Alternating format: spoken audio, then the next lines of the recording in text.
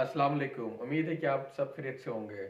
जैसा कि हम प्रिविलेज कम्युनिकेशन पढ़ रहे हैं कानून शहादत आर्डर 1984 में, हमने आर्टिकल 6 तक पढ़ लिया था। आज हम आर्टिकल 7 पढ़ लेंगे। आर्टिकल 7 जो है ऑफिशियल कम्युनिकेशन के हवाले से बताता है, no public officer shall be compel to disclose. किसी भी पब्लिक ऑफिसर को कंपेल नहीं किया जाएगा to disclose communication made to him in official confidence. यानी कि ऑफिशियल कॉन्फिडेंस में जो भी पब्लिक ऑफिसर की जो कम्युनिकेशन हुई है उस हवाले से उसको कंपेल नहीं किया जाएगा कि वो उस कम्युनिकेशन को डिस्क्लोज करें when he considers that the public interest would suffer by the disclosure. अगर वो इस बात को वो समझे कि वो डिस्क्लोज करने से जो पब्लिक जो इंटरेस्ट है वो सफ़र हो जाए, उस वक़्त आपने कोई भी बंदा उसको कंपेल नहीं कर सकता है कि ऑफिशियल कम्युनिकेशन जो हुई है उसको वो डिस्क्लोज करे। अच्छा, इसमें जो है इंडस्ट्रियल और कमर्शियल एक्टिविटीज़ जो डायरेक्टली और इनडायरेक्टली प्रोविंशियल गवर्नमेंट या फेडरल गवर्नमेंट की जो अंडर में आते हैं, उनके बीच में भी जो कम्युनिकेशन होती हैं उसको भी ऑफिशियल कम्युनिकेशन डीम किया जाएगा, उसको तस्वर किया जाएगा। आर्टिकल 8 जो है ये information as to commission of offences है। आर्टिकल 8 एक्चुअली जो है ये जो मजिस्ट्रेट्स और जो पुलिस अफसर्स होते हैं, जो पुलिस अफसर्स और मजिस्ट्रेट जो इंफॉर्मेशन एक्वायर करते हैं थ्रू डिफरेंट सोर्सेज से, उस वक्त उनको कंपेल नहीं किया जाएगा कि आइदर आपने ये इंफॉर्मेशन किसके थ्रू आप लोगों ने एक्वायर किया है। क्या क्या हम इसे रीड करते हैं।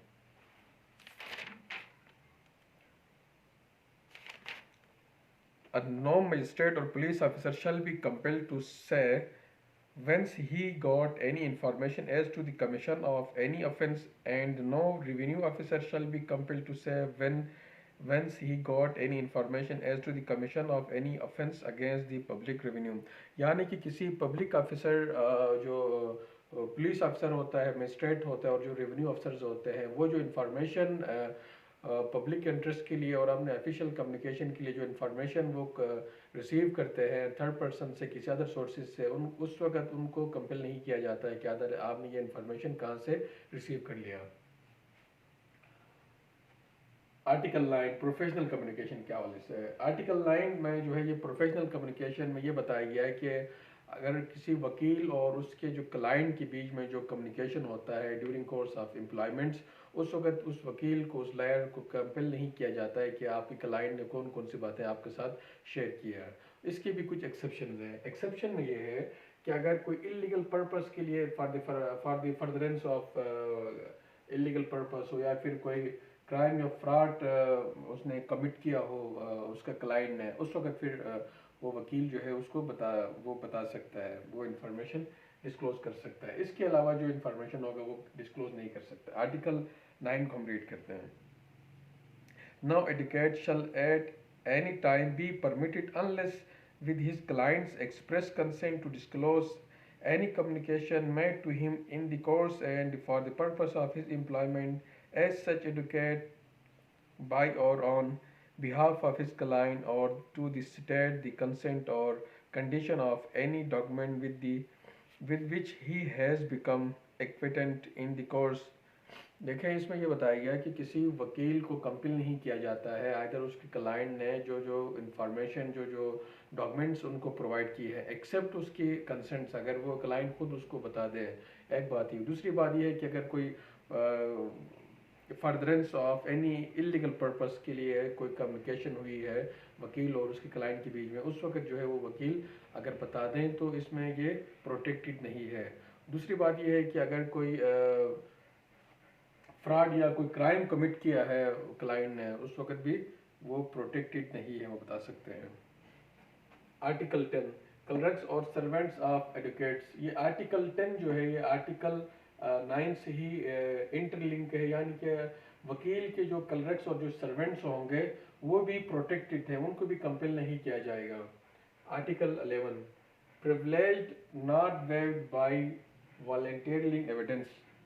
आर्टिकल 11 रीड करते हैं आर्टिकल 11 को।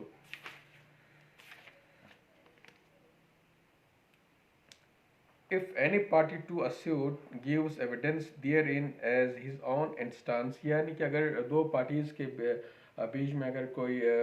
सूट चल रहा हो, अगर कोई एक पार्टी खुद जो है वो गवाह दे दे, खुद गवाह बन जाए अपने ही इंस्टांस पे, otherwise he shall not be deemed to have consented thereby to such disclosure as in mentions in Article 9, and if any party to a suit or proceeding calls any such advocate as a witness he shall be deemed, या फिर किसी वकील को उस वक्त बुलाया जाए as a witness के तौर पे, कोई भी पार्टी उस वक्त अगर वकील से जो भी क्वेश्चन पूछा जाएगा और मतलब उसी क्वेश्चन से रिलेटेड ही उस आंसर देना है,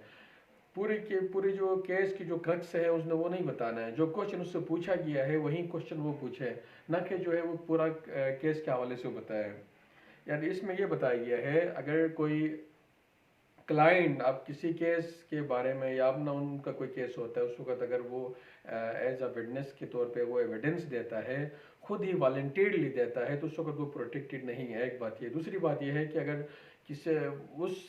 वो पार्टी जो है वकील को बुलाता है कि एविडेंस के लिए, तो उस वक्त उस वकील ने वही जवाब देने हैं जो उससे पूछे गए हैं, अदर जो इररिलेवेंट जो है जो आंसर है उसने नहीं देना है, क्वेश्चन का आंसर नहीं देना है। आर्टिकल 12 क्लाइंट्स अंडर आर्टिकल 12, ये क्लाइंट्स के हवाले से इसमें यह है कि जिस तरह एक एडवोकेट प्रोटेक्टेड है इसी तरह ये क्लाइंट भी प्रोटेक्टेड है। क्लाइंट को भी कंपेल नहीं किया जाता है, कोई भी कोर्ट कोई भी ट्रिब्यूनल या कोई भी अथॉरिटी उसको कंपेल नहीं कर सकता है कि वकील के साथ आपकी कौन कौन सी कम्युनिकेशन हुई है। इसे हम रीड करते हैं। नो विटनेस हुई no one shall be compelled to disclose to the court, tribunal, or other authority exercising judicial or quasi-judicial powers or jurisdiction any confidential communication which has taken place between him and his legal professional advisor, unless he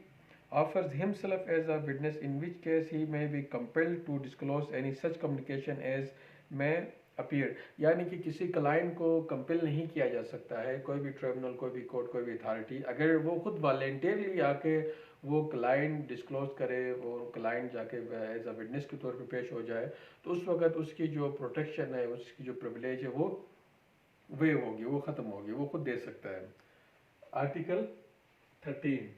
protection of title deed of witnesses not a party.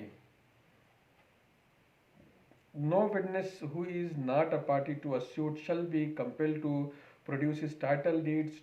to any property or any document in virtue of which he holds any property as pillage or mortgage, or any document the production of which might tend to criminate him, unless he has agreed in writing production them with the person seeking the production of such deeds or some person through whom he claims। इसमें यह बताया गया है कि एक किसी party ने किसी पर्सन को एज ए विटनेस के तौर पे बुलाया गया है, तो उस वक्त उस पर्सन के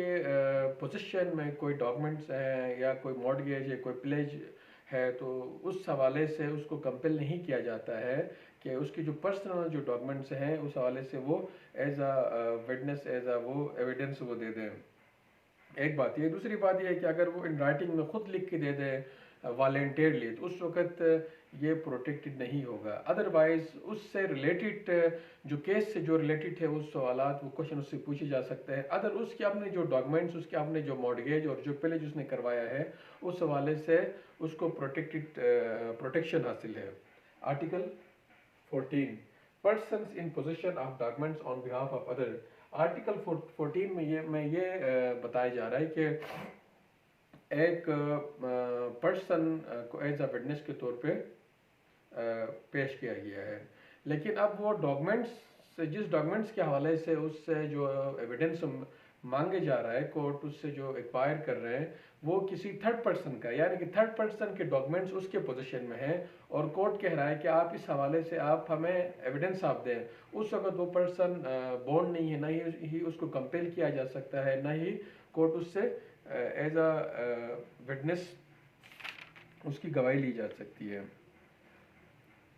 No person shall be compelled to produce documents in his possession which any other person would be entitled to refuse to produce if they were in his possession, unless such last mentioned persons consented to their production, यानी कि जो third person के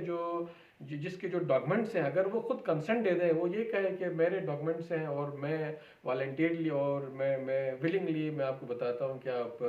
as a witness के तौर पे आप इसे court में आप पेश करें, तो उस वक्त जो है वो बंदा दे सकता है एज अ विटनेस के तौर पे उसके जो थर्ड पर्सन के जो डॉक्यूमेंट्स हैं। अदरवाइज उसको कंपेल नहीं किया जाता है। तो आज हमारा प्रिविलेज कम्युनिकेशन का जो टॉपिक था वो कंप्लीट हुआ। तो इंशाल्लाह फिर हम नेक्स्ट वीडियो में हम डिस्कस करते हैं। Thank you very much.